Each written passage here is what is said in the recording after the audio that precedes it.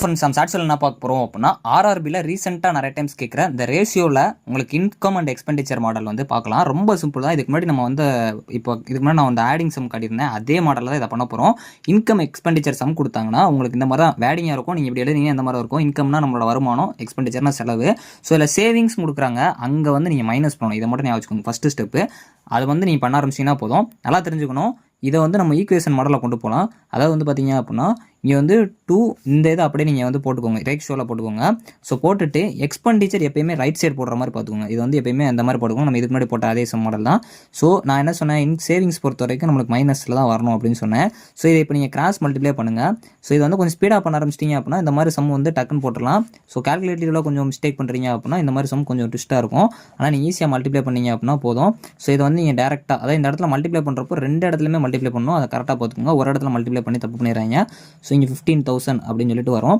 So இப்போ நான் இந்த 9x இங்கே கொண்டு போய்ட்டு இதை கொண்டு வந்தேன் அப்படின்னா x = எனக்கு வேல்யூ பார்த்தீங்க அப்படின்னா 10,000 அப்படின்னு சொல்லிட்டு வரும். உடனே ஆன்சர் இதான் சொல்லிட்டு டிக் அடிச்சிடாங்க. ஆப்ஷனில் இது இருக்க வாய்ப்பு இருக்குது. ஸோ என்ன கேட்டிருக்காங்க நல்லா பாருங்கள், சம் ஆஃப் A அண்ட் Bயோட இன்கம் கேட்டிருக்காங்க. ஸோ அப்போ சம் ஆஃப்ங்கிறது இப்போதைக்கு நம்ம கிடச்சது வந்து 2:3 அதோட சம்மு.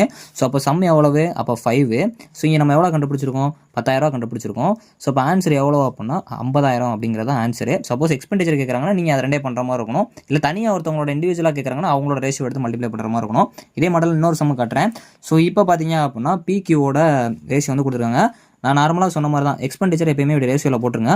இன்கம் எப்பயுமே அதை இங்கிட்டு போட்டுருங்க. ஸோ எக்ஸ் வந்து எப்பயுமே சேர்க்கும். எப்பயுமே லெஃப்ட் சைடு எக்ஸ் வச்சுக்கோங்க. ஏன்னா உங்களுக்கு அப்படின்னா தான் இந்த சைடு கொண்டு போகிற வேலை கிடைக்கும்.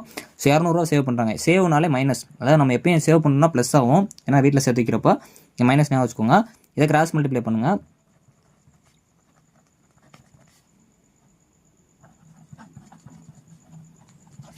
ஸோ நீங்கள் மல்டிப்ளை பண்ணுறீங்க அப்படின்னா இங்கே வந்து 800 அப்படின்னு சொல்லி வரும்.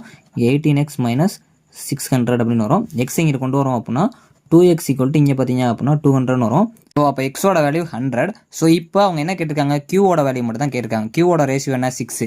அப்போ 6 × 100 போடுங்க. 600 இதுதான் ஆன்சர். சம்டைம்ஸ் இங்கே சம் கேட்குறாங்க அப்படின்னா 6ஐயும் 5ஐயும் கூட்டுறப்போ 11. அப்போ 11 × 100 போட்டிங்க அப்படின்னா 1100 தான் ஆன்சரு. சப்போஸ் எக்ஸ்பெண்டிச்சரில் கேட்குறாங்க அதை பார்த்துக்கோங்க. இல்லை வந்து பியோட வேல்யூ கேட்குறாங்க அப்படின்னா 5 × 100 500 வரும். ஸோ டோட்டலாக இதுதான் வந்து உங்களுக்கு இன்கம் அண்ட் எக்ஸ்பெண்டிச்சரில் ரொம்ப சிம்பிள். இதே மாதிரி நம்ம இதுக்கு முன்னாடி ஒரு சம் போட்டுருவோம். அந்த மாடலில் வந்து பார்த்துட்டு வந்தீங்கன்னா உங்களுக்கு ஈஸி. தேங்க்ஸ் ஃபார் வாட்சிங்.